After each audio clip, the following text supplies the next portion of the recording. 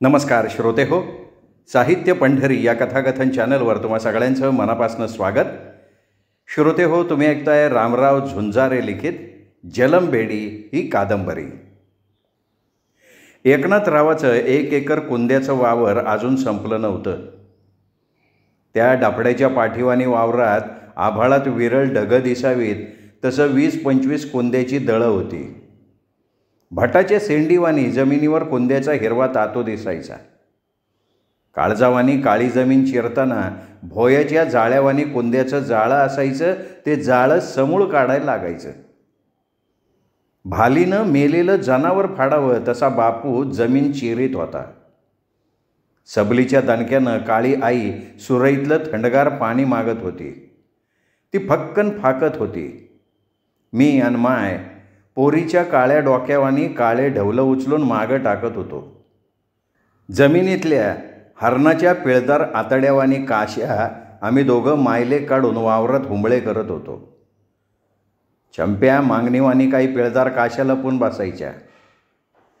उन्हाच्या तडक्यानं ढवलं विरले की लपलेल्या काश्या उघड्या पाडायच्या. जसं नदीचं पाणी आटल्यावर खडक उघडा पाडावा तसं. दिवस थोडा डोक्यावरनं काढला की खोप्यात पाखरं बसावी तशी आम्ही डेरेदार मोहाच्या गार सावलीत बसून कोरकुटका घाशा आड करून काळ्या मायच्या मौलूस छातीवर अंग टाकायचो. घाम गाळून देह शेंडल्यामुळं त्या शीतल छायेत आम्ही रात्री झोपल्यावानी घुर्र घुरत मस्त एक झोप काढायचो.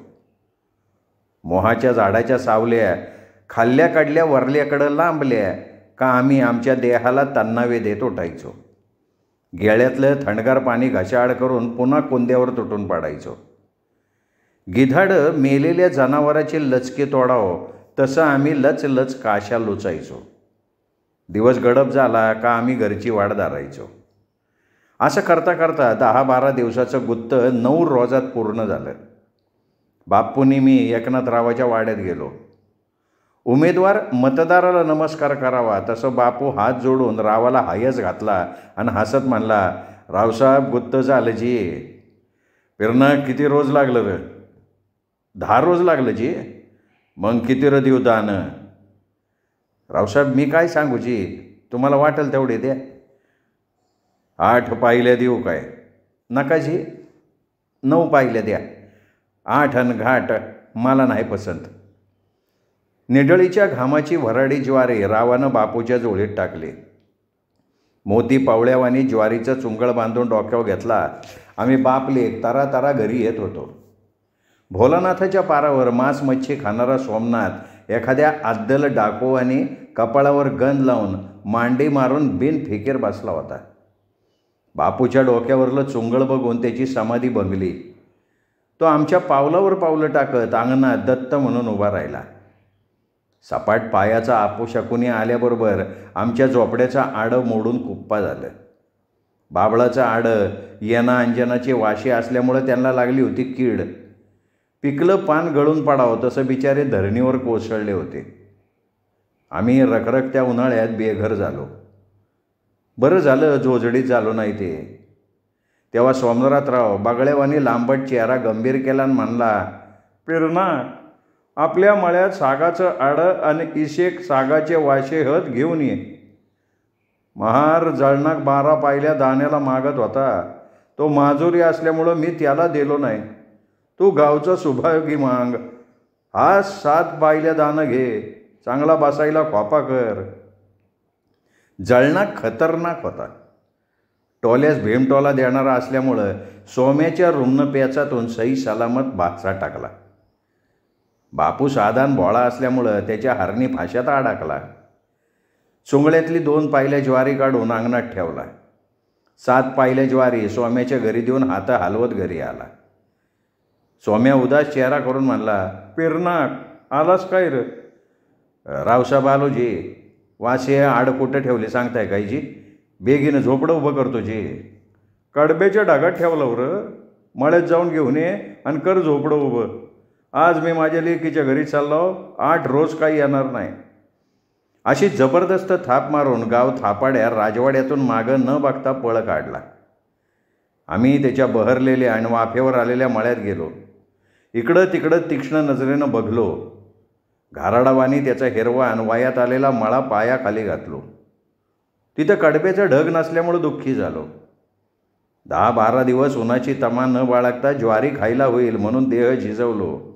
इस्त्यावानी सूर्याची प्रखर किरणं अंगावर झेललो. त्यामुळं आम्ही गुलामावानी काळे झालो.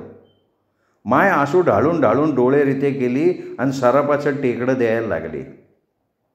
त्या स्वाम्याची रंडकी बोडकी होऊ दे, त्याला गिरणी फुटून त्याच्या अंगातनं रगत पुगळू दे, त्याचं राहतं घर खसून भुईबरोबर होऊ दे, त्याची धगडदिवानी लेक रानावर रानगाईवानी गाभा होऊ दे, त्याची लेकरं येडगळ आणि आजीगळ होऊन दारोदार भीक मागत हिंडू दे. जळक्यानं मळक्या तोंडाचा कुठला की अशा कल्पून मायनं शिव्या शाप देऊन डोळ्यातले दाटलेले आणि तुंबलेले आसवं कमी केली. आम्ही तिच्यासोबत मळ्यातनं हात हलवत घर गाठलो. सोम्याचा गावात भयंकर दरारा होता, त्यामुळं कोणताच मायचा लाल त्याच्या मुखातून एक शब्दसुद्धा काढत नव्हता. अनेक नागव्यांना त्याने नागवला होता, फसवला होता आणि पुढं बी फसवण्याच्या बेतात होता. सोम्या भेसळ कुत्र्यावानी भो भो भुकणारा इदूर होता. गाव डोक्यावर घेऊन हिजडा टाळ्या पिठात नाचावा तसं नाचणारा माणूस होता. सातारा लुटून पुण्याला दान करणारा बोलघेवडा आणि थुकतवाडा माणूस. खाकीवाल्याचं गावात आगमन झालं की मांगा माराचे कोंबडे घेऊन त्यांच्या मानेवर रामपुरी सुरी फिरवून त्यांना तुपात तळवून त्यांच्या पुढे ठेवायचा. खाकीवाले धरणीमाईची घडी असलेले लाल तुरेवाले फस्त करायचे, दारू पोटात साठवून घ्यायचे. परिस्थितीनं वेंगलेल्या भादव्या मुलींना स्वाम्या खाकीवाल्याच्या खाली घालायचा, म्हणून तो त्यांना जीव का प्राण वाटायचा.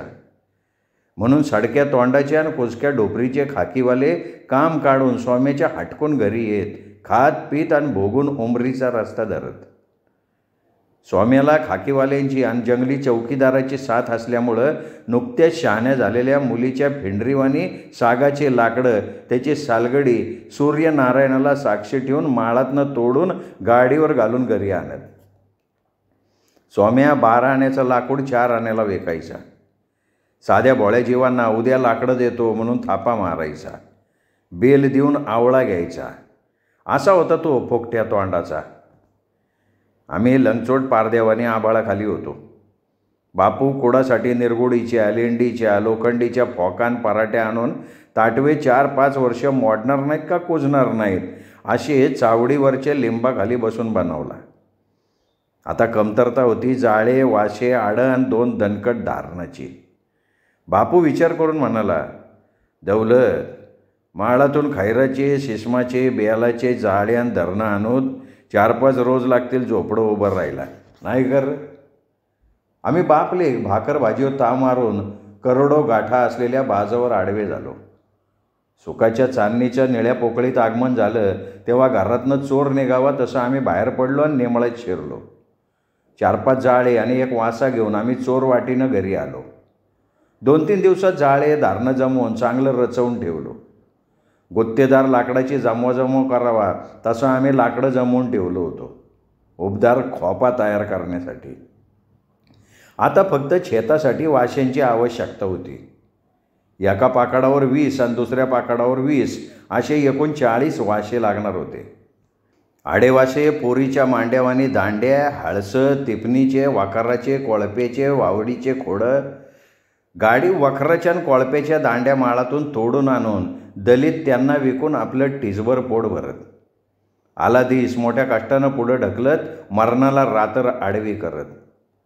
चौकीदाराच्या आईला न भिता माळा चिरून लाकडं आडवे पाडत आणि 1.5 ज्वारीला विकत. ज्वारी बघून त्यांची मुलं वांदराच्या बछड्यावानी थय थय अंगणात फेर धरून नाचत आनंद व्यक्त करत. थोडंफार का होईना पोटाला अन्न मिळत होतं. अंग झाकण्यापुरते अंगाला विविध रंगाचे फाटके साटके कपडे होते. आता फक्त आवश्यकता होती निवाऱ्याची, म्हणून आम्ही लाकडाची मोठ्या हिंमतीनं जमवाजमव करून मोकळे झालो. बापू दर खोदीत होता. त्या जाळं आणि धारणं ठेवून दर सबलीनं नागाचं तोंड ठेचावं तसं ठेचत होता. 1 दिवसात जाळे आणि धारणं रोवून पूर्ण झालं. दुसऱ्या दिवशी बापूनं सुताराला मांगवाड्यात बोलावला. त्यानं वाशाच्या नाकड्या वाक्षीनं ताचतून त्यांना भोकं पाडून सजीवला. उन्हाळ्याचे चटके खाऊन घाम गाळून कमावलेली वराडी ज्वारी सुताराच्या पदरात टाकला. तो ज्वारी आणि त्याची अवजारं घेऊन घरचा रस्ता धरला. बापूनं 2 दांड्या जाळ्याच्या फंताड्यात ठेवून दिले.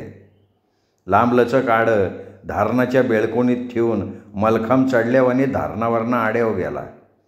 एक एक सोनेरी सागाचा वासा मी नी मायनं बापूकडं लांबवला. हलगटाच्या नाकात येसन घालावी तसं त्यानं दोऱ्या वाशेच्या नाकातनं ओवून वाशे झोपड्यावर अंतरला. तवा कुठं त्याचा तळमळ करणारा जीव शांत झाला. सोम्या खाकीवाल्यावाने दोन्हीकडून घोड्याची आणि गाढवाची लीद खाणारा खेचर. वाघाच्या तोंडाला रक्त लागावं तसं तो फुकट खाऊन लालचावलेला दंड होता. घरी जळता जळणाशी असूनही पैशासाठी हाय हाय करत होता. म्हणून तो कारल्याला जाऊन चौकीदाराचे बधीर कानं फुकून घरी आला. दुसऱ्या दिवशी खाकी खोगीर घालून शेवाळ तोंड्या चौकीदार आमच्या अंगणात दत्त म्हणून उभा राहिला. जमिनीवर दांड्या आपटत तोंड खोलला. काय र नाव काय हाय र तुझं? माझं वय. बापू त्याच्या थोबाडाकडं बघत म्हणला. अरे हार तोटक्या तुझंच. खालचा दांड्या वरी करत म्हणला. मला काय ठावं नाही वाकट्या. बापू न डगमगता म्हणला. नाव नाही तुला? वैर नाव नाही मला. बापू डोळे वटारून चौकीदाराला ठणकावला. तोटके जेव्हा तुझ्या हाताला बेडी लागल तेव्हा तुझ्या तोंडातनं तुझं नाव निघल, आलं का ध्यानात? साहेब तुला हात हजार आहे कुत्रे. तुझ्यासारखे बेडी लावणारे 1756 बघालो मी. कमी जास्त केला ना तुझं डोसकं कुऱ्हाडीच्या तुमरणानं फोडून ठेकरे करीन तरच पिर्या माग होईन. लुटोरे मला भेडवू नको. इथं खायचं तिथं खाईन. माझ्या नादी लागायचं नाही. गुपचूप माणसावानी बाहेर वय. अरे मी हे लाकडं चोरून नाही आणलो. तुझ्या शेण खाऊन मूत पिणाऱ्या मैत्राकडनं 7 पायल्या दाणे देऊन विकत घेतला हो. त्या शाळूच्या हाताला बेडी लाव. तू कसं हेच मला ठाव आहे. तोंडानं खाऊन तोंडानं हागणारा वटवाघ ओळतो. तुला काय तोंड आहे कर? गरिबाचा आकृतीचा खाऊन डोकरावाने फुगला तू. तुझ्यासारख्या नाट्यानं असं आगळपागळ बोलू नवं. बापू खोटं पण रेटून बोलला. खाकी खोगीर परिधान केलेला चौकीदार नाक फेंदारून बापूकडं बघत आणि आंधळ्या माणसावाने मान हलवत स्वाम्याचं घर गाठला. त्याला घेऊन लगबगीनं मांगवाड्यात आला. तेव्हा बापूनं झोपड्यावर ताटवे टाकून त्यावर उसाचं पाचट अंतरून झोपडं शेकारत होता. तेव्हा स्वाम्या दारडावला. पिऱ्या तू तुझ्या झोपड्याचे लाकडं माझ्याकडनं इकत घेतला म्हण. मग घेतला हो की. केव्हा घेतला हो र? काल घेतला हो. पिऱ्या खोटं बोलतो का तू? रावसाहेब खोटं नाही खरं बोललो मी. खरं खरं बोलला तू? हा खरंच खरं बोललो मी. पिऱ्या काय माज आला का तुला? तू साहेबाला अरे तुरं बोलला म्हण. हा का बेटे जायचं का आत तुला? अरे मांगानं मांगावानी वागाव रावावानी नाही. बरं झालं साहेब चकोट होतं म्हणून. त्यांच्या जागी तर दुसरा साहेब असता तुझ्या हाताला बेडी लागली असती मांगे. एका टपूत माज उतरवेल तुझा. हलकट मांग आरोड्यावाने माजलंय. माई सोम्याचं बोलणं कान हातावर घेऊन ऐकत होती. घरात सांग होती. ती बर्चीवानी तेज होती. ती सापाचं तोंड चिरी सांग मायनं झाशीच्या राणीवानी हातात घेतली. आबाळाला आरपार भोग पडल अशी तिने डारकाळी फोडली. तुटके तुझी हलगटावाने गर्दन सांगीनं चिरून तुझ्या रक्ताची लाकोशी करून तुझ्या या भाडखऊ साहेबाला खायला देईल मी. साहेबाच्या मिसान कुत्रं बाजव बस. अरे तुला घाबरते कोण? आम्हाला भेडसव तू. आमच्या मोत्यावानी दाणे घेऊन साहेबाला लावून दे तू. अरे जाय आमच्यावानी येळ येईल तुला. तू कुठल्या घरात आहे? अरे नैकलवाल्या मांगोड्याच्या बाहेर होतोस का गंमत बघतोस? मीठ लावून चाटे मुताडा प्यायला मिळालं म्हणून मांगोड्यात आला वय. अरे आम्ही सर्पापरी शिकारी हा. आमच्या नादी लागू नको आणि पुन्हा मांगोड्यात येऊ नको. सोमेच्या चौकीदाराची मायनं कसून परेडच घेतली. ते दोघं आमच्या झोपड्याकडं बघत मांगवाडा सोडले. माझं हावरं मन गोरठा इथल्या शाळेतही नाही रमलं. मला गमलंच नाही. मोहोळ उठावं तसं उठलं. लंगोट पारधी रानोमाळ भटकावे तसं भटकायला लागलं. वाट दिसल तिकडं फकीराच्या गबऱ्यावानी पळत सुटलं. माझं नाव काढून उमरीच्या नूतन विद्यालयात दाखल करायचं ठरलं म्हणून बापूनं मोल मजुरी करून पैसा मागं टाकला. शाळा उघडल्या 2-3 दिवसांनी आम्ही बापलेक शाळेत गेलो. मुख्याध्यापकाच्या केबिनमध्ये उभे राहिलो. मुख्याध्यापक आणि मला मारून चोप करणारं गुरु नेहमी काढून 32शी काढत होते. मुख्याध्यापकाला गुरुशिवाय आणि गुरुला मुख्याध्यापकाशिवाय करमतच नव्हतं. गुरु नेहमी केबिनमध्ये बसायचा, मुख्याध्यापकाला हातभार लावायचा. त्यामुळं घाऱ्या डोळ्याचा गुरु त्याचा सखा आणि पक्का कारकून बनला होता. बापू हात जोडून मोठ्या भक्तिभावानं त्याला हायाच घातला. त्या करडीवाणी नाकाच्या गुरूनं नाक फक फक करून रामराम केला आणि बापूची टर उडवायला लागला. काय र शाळेत कशाला आला रे? तुला शिकून शिक्षक व्हायचं का काय? आम्ही तुझं नाव शाळेत दाखल करून घेणार आहोत. आहेस का तयार? मुलांनी वेडेची टिंगल करावी तसं बापूची मुख्याध्यापकांनी टिंगल टावळी केली. बापूकडे बघून दोघांनी हिरवे पिवळे आणि हळसावाने वाकडे तिकडे दात काढले. फिदी हसले आणि म्हणले, काय रे तू शेलगावचा ना? तू दौल्याचा बाप पिऱ्या वाघमारे ना? काय काम आहे रे? बापू सळून तोंड शिवल्यावाने गप होता. नुसता त्यांच्याकडं बघत जाग्या उभा होता. तो शिक्षकांना मोठ्या आतड्यापासून मानायचा. त्यांना आदरानं म्हणायचा गुरु आणि तारू. माळा एवढा माणूस म्हणजे गुरु. माणसानं त्याला खराखुरा मानाचा मुजरा करावं, कारण तो कुंभारावानी चिकोल घडवतो. बापू सदानकदा गुरुची तोंड भरून स्तुती करायचा. दुनियेचा तारण करता गुरु बापूच्या हृदयात घर करून बसला होता. आता तो कुठंतरी दूर निघून जाऊन कोण्यातरी आडरानात बेवारस माणूस उताना पडावा, तो कोणत्या तरी डॉक्कात पासलं पाडला. मुख्याध्यापक म्हणाला, काय रे शाळेत कशाला आलाय? तुला शिकून कलेक्टर व्हायचं आहे का काय? मुका आहेस का काय तू गाढव? मास्तरड्या खेटरानं दात गळाळील तुझ्या. गाढव नाही म्हणायचं मला. मी गाढव नाही. मी इथं शिकायला आलो नाही. तुझ्या बायकोच्या चिमणीत तेल टाकून दिवा लावायला आलाव. तू नर नाही, बाजारात टाळ्या वाजवत हिंडणारा हेजडा आहे हेजडा. मी तुला वाकून हायाच घातलाव रे. तू माझी येड्या माणसावाने टिंगल केलास. धनी सालगाड्याला झापावं तसा बापूनं मुख्याध्यापकाला हासाडला. त्यामुळे त्याचा फारा खाली येऊन शिन्यावर थांबला. बापू आरतुरच बोलायला लागला, गुरुजी शाळा सोडायचा दाखला पाहिजे मला. कोणाचा? दौलतचा. मग शिकू द्या की त्याला इथं. नको. का? गुरुजी तुम्ही माझी टिंगल केल्या, दौलतची बी केल्या असान. तुमच्यावर माझा कवडीचा बी विश्वास नाही. मला दाखला पाहिजे, बेगीनं द्या. बापूनं शेणातलं मुतात आणि मुतातलं शेणात टाकून बोलला त्यांना. त्यामुळं बसलेल्या कांठाळ्या गपकन उघडल्या त्यांच्या. बापूनं बोलून मिंद केलं त्यांना. तेव्हा गंगासागरे सर केबिनमध्ये आले म्हणून त्यांना हात जोडून हयास घातला त्याने.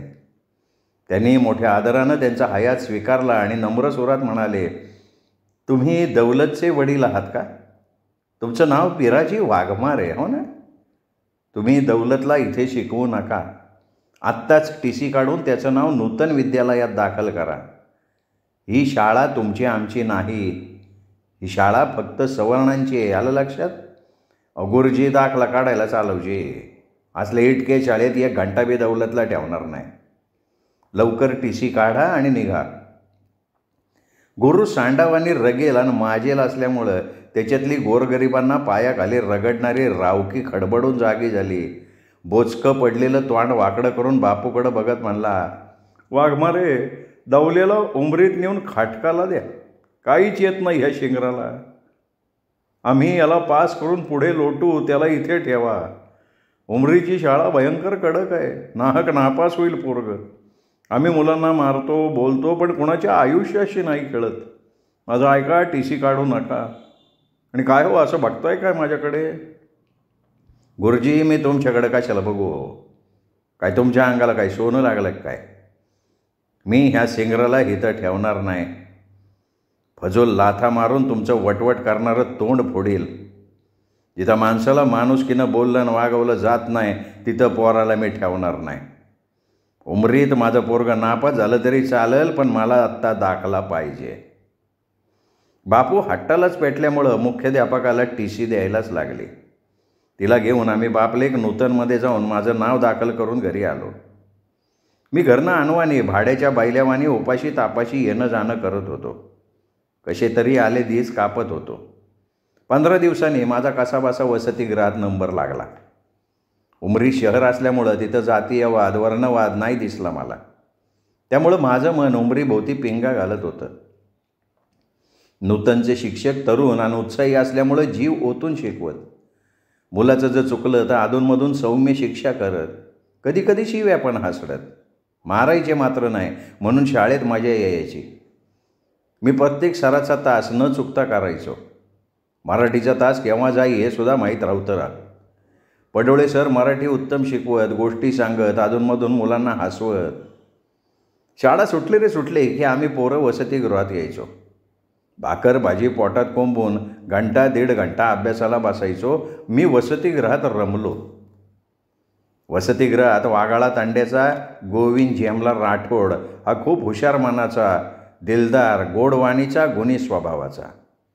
मनाने आणि शरीराने उंच म्हणून गावकुसाबाहेरील मुलासोबत राहून आमचा अभ्यास करून घ्यायचा. शिक्षक शिकवावा तसा मला इंग्रजी गणित शिकवायचा. त्याच्यानं माझी मत जमली होती दोस्ती. माझं गणित थोडं चुकलं की शिक्षकावानी मूर्खा अशी शिवी हसडायचा, पुन्हा गणित समजून सांगायचा. शाळूवरून पक्षी पळावे तसं माझ्या डोक्यावरनं गणित पाळायचं. तो संतापून म्हणायचा, दावल्या तू 0 पॉवरचा गोळा आहे, पुढं कसं होईन तुझं? यावर्षी बोर्डाची परीक्षा आहे, मी शिकवताना लक्ष दे की थोडं. वजाबाकी गुणाकार येत नाही तुला? वसतिगृहात आणि शाळेत गणित सोडून माझ्या वह्या संपल्या होत्या. माझा खिसा खाली असल्यामुळं मी वह्या खरीदलो नाही. गृहकार्य न केल्यामुळं सर मुलीसमोर शिव्या हसडत, दौलत तू गाढव आहेस, शेवचिवडा घेऊन खातोस, पानं चघळतोस, सिनेमा बघतो, पण 4 आण्याची वही घेणं टाळतो. उद्या गृहकार्य करून आणलास तर ठीक, नाही तर वर्गाच्या बाहेर हाकलीन तुला. मी मोकाट जनावर चारावं तसं चरत नव्हतो का पान खाऊन तोंड मुंगसावानी लाल करत नव्हतो. सिनेमा कसा असतो ते मला अजिबात माहिती नव्हतं. माझ्याजवळ भोकाचा धेला नसल्यामुळं मी वह्या घेऊ शकत नव्हतो. मंगळवार उमरीचा बाजार, शाळा सकाळची असल्यामुळं दुपारी सुट्टी असायची. मनी विचार केला चोरी करावी. 4-5 पालं नेहळत बाजारातनं फिरलो. त्यावेळी अनेक मुलांचे अनेक पालक त्यांना वह्या घेऊन देत होते. ते दृश्य बघून खूप म्हणजे खूप वेदना झाल्या मला. बरेच दर्दी बाजारात करत होते गर्दी. मी त्या गर्दीचा जेबकत्र्यावाने फायदा घेऊन एका पाल्यातल्या 4-5 वह्या हातात घेतलो आणि घेऊन पोबारा करणार तेव्हा मुसलमान दुकानदारानं त्याच्या डाव्या हातानं माझा उजवा हात आणि उजव्या हातानं माझा गळाच पकडला. त्याच्या मुलानं त्याच्याजवळची खाली शिशी डोक्यात घातला. ती फुटून चाकणाचूर झाली. काचाच्या एका तुकड्यानं माझ्या डोक्याला जखम केली. ओंजळभर भाकर भाजी खाऊन बनलेलं रक्त बाहेर पडलं. मोठा काच डोक्यात घुसला नाही ते बरं झालं. माझे काळे केस भिजून गेरूवानी झाले. माणसं जमली, पोरं जमली, शिव्या हसडायला लागली. हा मुसलमान लय काफर रे, यांनी हिंदू पोराला मुद्दाम बरडला. काय रे वया कोणाच्या हातात? माझ्या हातात, मी विकत घेतलो वया. मी खोटं बोललो. जमलेली माणसं पोरं त्या इमानदार मुसलमानाची दाढीन कॉलर धरून लाथडत होती. शिव्या देऊन विनाकारण त्याच्या इज्जतीचा कचरा करत होती. चवताळून दात खाऊन म्हणत होती, हे हजरत कापर असतात, हिंदूंना ढोरावानी मारतात, मायला कर्म करतात, लेकर हाजळतात. मुसलमानाची चूक नव्हती, चूक माझी होती. माझ्यामुळं दंगल होणार, धरणीमाय रक्तानं रंगणार आणि लोक त्या मुसलमानाला जमिनीवर लोहा लावणार. म्हणून जमावाला ठणकावून म्हणलो, मामा मुसलमान मामाची चूक नाही, चूक माझी. शाळेत मला सरांनी गृहकार्य न केल्यामुळं शिव्या हसडून माझं झाडातनं केलतं, म्हणून मी वह्या चोरलो. त्याला मारू नका, शिव्या देऊ नका, बाजार करा, आपापल्या घरी जा. मी खरं बोलल्यामुळं माणसं पांगली, त्यांची घोडचूट त्यांच्या लक्षात आली. त्या हजरतानं जवळ घेतलं मला. माझ्या अंगा खांद्यावर हात फिरून म्हणला, देख भांजे, चोरी करना गुनाह है और मना भी है. जेल में जाओगे तुम. मरने के बाद अल्लाह के दरबार में चोरों को सज़ा होती है. चोर अल्लाह को प्यारा नहीं होता। पसीने की कमाई सबसे बड़ी होती है, आया ख्याल में? आलं की मी मान हलवत म्हणालो, भांजे तुमको कितने नोटबुक चाहिए? फकस्त 6। बस 6? और चाहिए तो मांग लो। चोरी करके भी तुमने सच बोला, खुदा तुमको दुआ देगा। सच्चे और अच्छे लोग आगे बढ़ते हैं, उनकी प्रगति उन्नति होती है, आगे तुम्हारा भला होगा। खुदा हाफिज। मी त्या अल्लाचा सेवक असलेल्या मामाचा आशीर्वाद डोक्यावर घेऊन 6 वह्या घेऊन हिरमुसले चेहऱ्यानं वसतिगृहात येऊन कालचं गृहकार्य पूर्ण केलं आणि शांत झालो. पोळा, बैलाचा सण 10-12 दिवस पुढं होता. हा मुक्यांचा सण बापू मोठ्या थाटात साजरा करायचा. 100-150 डाळीच्या पुरणपोळ्या मायला करायला लावायचा.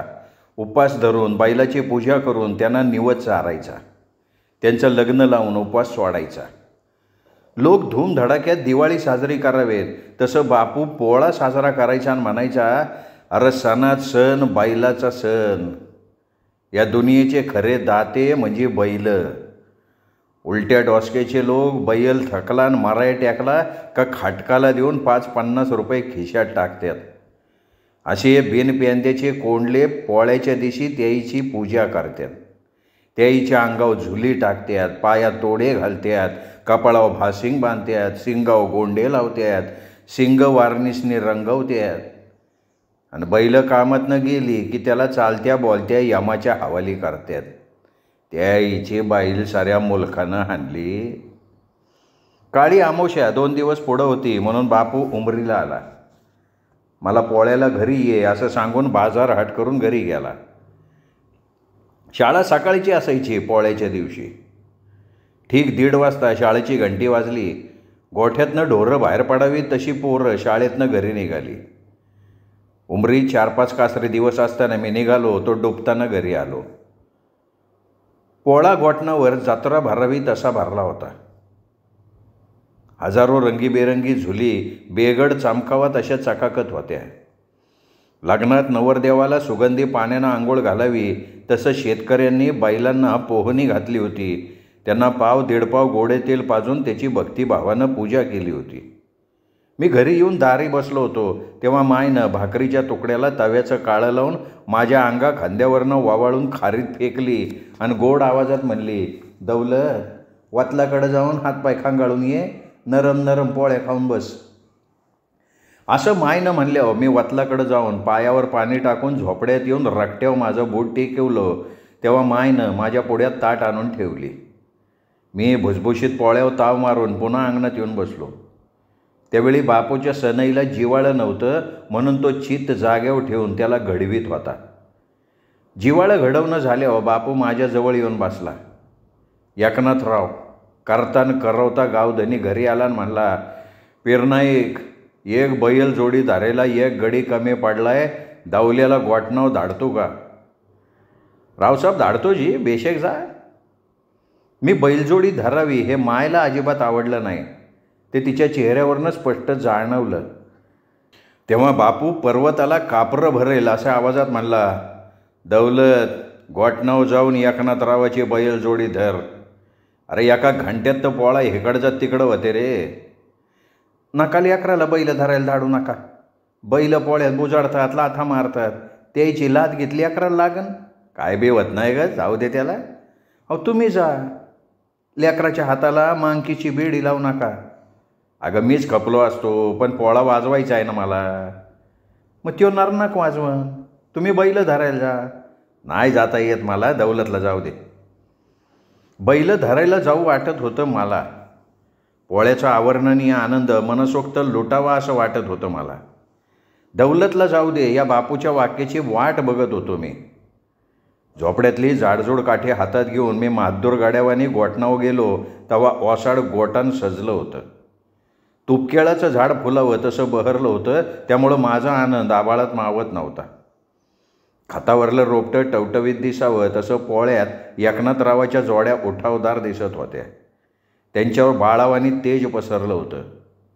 मावळतीकडं सरकणाऱ्या सूर्याच्या कोमल किरणामुळं काच चमकावा तसं बैल चकाकत होते. नंदीवानी सजले होते. रावणची बैल तान्हं पोर गोंडच दिसावं तसं दिसत होते. हिरब्या सालदाराच्या हातातल्या बैलाचा कासरा मी माझ्या हातात घेतलो तेव्हा जंगम गळ्याच्या आणि कपाळाच्या धामण्या फुटकून शंख फुकायला सुरुवात केला. त्या शंखाच्या गोड आवाजामुळं लोकांची कानं तृप्त झाली. तो आवाज चारी दिशात जाऊन धडकला तेव्हा मांगाने मारुतीची गाई चालू केली. गोठणावर नवरदेवावानी नटलेली आणि सजलेली बैल वारुळाकडं मुंग्या जाव्यात तसं मारुतीकडं सारखायला लागली. मानकऱ्याच्या जोड्या प्रथम मारुतीच्या देवळाभोवती प्रदक्षिणा घातल्या. घरी जाताना रावाच्या गाड्यानं बापूनं बांधलेलं येशीतलं आंब्याच्या पानाचं तोरण तोडून त्याला खाली लोळावला. नंतर पोलीस पाटलाच्या जोड्या देवळाभोवती प्रदक्षिणा घालून सालाबादप्रमाणे घरी गेल्या. आयऱ्या गायऱ्या नथ्थू खैऱ्याच्या जोड्यासुद्धा देवळाच्या भोवती फिरून आपापल्या घरी गेल्या. बाजार सायंकाळी पातळ व्हावा तसा पोळा विरळ झाला. शेवटी एकनाथरावाच्या जोड्याचा नंबर लागला. रावाच्या जोड्यापुढं नाग्याच्या जोड्या होत्या. त्याही त्याच्यावानी चिवारी नावारी होत्या. अवकाळी नाग्याच्या अवकाळी गाड्यानं शांत चालणाऱ्या बैलांना जबरदस्त मुळकी मारली. ती माझ्या मुळावर आली. बैलाची जबरदस्त लाथ माझ्या दांडावर बसली. बरं झालं छातीवर नाही बसली. समजा नवं म्हणून छातीवर बसली असती तर रामनाम सत्यच झालं असतं. मला लाथाडून घायाळ केलेला बैल गाड्याच्या हातातनं सटकला आणि वाट दिसल तिकडं चौखूर पळत सोडला. कसाबसा मी माझा जीव मुठीत घेऊन पोळ्यातनं बाहेर पडलो. रुंगलेल्या कोंबड्यावानी घरी आलो. पोळा काय आणि पर्वत काय दुरूनच डौलदारान मनोहर दिसतात. आत शिरलं की लाथा वाजतात आणि पायात कारीचे बोरीचे आणि हनुमंतीचे काटे घुसतात. हे अनुभवानंतर कळलं मला. माझं गाव दाड आणि मुरदाड असल्यामुळं मांगा घरची पुरणपोळीसुद्धा शेतकऱ्यांच्या बैलाला चालत नसे. पूर्वी बापू त्यांच्या बैलांना पुरणपोळ्याचा निवद देऊन त्यांची मनोभावे पूजा करून त्यांच्या खुरावर थंड पाणी टाकून त्यांचं दर्शन घेऊन हसत आणि डुलत घरी येत असे. नावं धन आहे पण घरी फुटकी कवडी नसलेला फुटका तुटका रामधन एकदा नाहक बापूला शिव्या हसडून त्याच्या आबरूचा खोबरा केला होता. मांगडग आमच्याच बैलाला निवद देऊन आमचे बैल बाटवते असं म्हणला तेव्हापासून त्याच्या बैलापासनं कैक योजना दूर असायचा बापू. तेल्या माळ्यांच्या बैलाची पूजा करून घरी येऊन उपास वाढायचा. बैलाची जबरदस्त लाथ बसल्यामुळं माझा दंड ठणकत होता. त्रास भयान करत होता. झाडाला कलमी आंबा लोंबकळावा तसा सुजून लोंबकळत होता. आमची जेवणं झाली. एक झोप लागून जाग आली. पूर्वेला हिरा चमकावा तसा शुक्र तारा चकाकत होता आणि तेव्हा मला उलट्या आणि ढाळपारसाकडीनं जेर आणि बेजार करून टाकलं. त्यामुळं माझ्यातली शक्ती घटली. मला चक्कर आली. दारूचे पेले रीती केलेल्या माणसावाने मी झोकांड्या खात होतो. विमान उतरताना गिरक्या घ्यावं तसं झोपडं माझ्या भोवती फिरत होतं. माझं तोंड कोमेजल्यामुळं माय बापूला सुचत नव्हतं. कामधंद्यात चित लागत नव्हतं. डोक्यात किडे पडल्यावानी त्यांना झालं होतं म्हणून ते वेड्यावानी माझ्याकडे एकटक बघत होते. बापू घरातनं अंगणात आणि अंगणातनं घरात नुसता ये जा करत होता. तेव्हा तिकडं आभाळाच्या मस्तकावर पाय देऊन पश्चिमेकडं जात होतं. काळ्या कुट्ट अंधारानं धरतरीला भाऊपाशात घेतलं होतं. बापू चांगला जाणता वैद असल्यामुळं औसाचा घोंगडावाने अंधार चिरत लांब्या डोहाकडे गेला. डोह दारू ढोसून पडलेल्या माणसावाने उताना पाडला होता. खंड्या पाखरू त्याला जाग करायचा व्यर्थ प्रयत्न करत होता. बेडूक गिळलेल्या सापावाने सुस्त पाडला होता. बापू त्याच्या शेजारचा कशाचा तरी हिरवा पाला लुचून आणला. खलबत्त्यात घालून त्याला कचा कुटला. वस्त्रगाळ करून कब्बर रस तयार केला. अखेरचा श्वास घेताना माणसाच्या तोंडात तरण वातावं तसा रस बापूनं माझ्या मुखात वातला. 1 तासानंतर मी शुद्धी आलो. तेव्हा खाकस अवस्थी रात पृथ्वीभोवती फेर धरून थैथया नाचत होती. ती रात्र वैरीण वाटत होती मला. रातकिड्याच्या गलक्यानं ती भकास आणि भयान रात उग्र रूप धारण केली होती. रणकीला घर भाकास वाटावं तशी ती उदास वाटत होती मला. गावातली 20-25 जणं ढाळ पारसाकडं आणि उलट्याने आजारी पडली होती. या जीव घेण्या बिमारीला त्यावेळी लोक मरी म्हणत म्हणून खेड्याचे येडे त्या मरीला बकऱ्या कोंबड्याची कंदुरी करत. या महामारीनं मरी आईला बळी देणाऱ्या लोकांचाच बळी घातला होता. पोळ्याच्या रात्री 4-5 माझ्या वयाची पोरं आणि 2-3 झालेली माणसं पंढरीला गेलती. गावात धानवा घुसली असं लोक मनगटावर तेल टाकून बोंबलत होती. जिथं घाण तिथं मरीचं निवासस्थान. ती मांगा घरी जास्त रमायची, कारण तिथं मुलकाची गंदगी असायची. ती मांग वाड्यात ठाणच मांडून बसायची.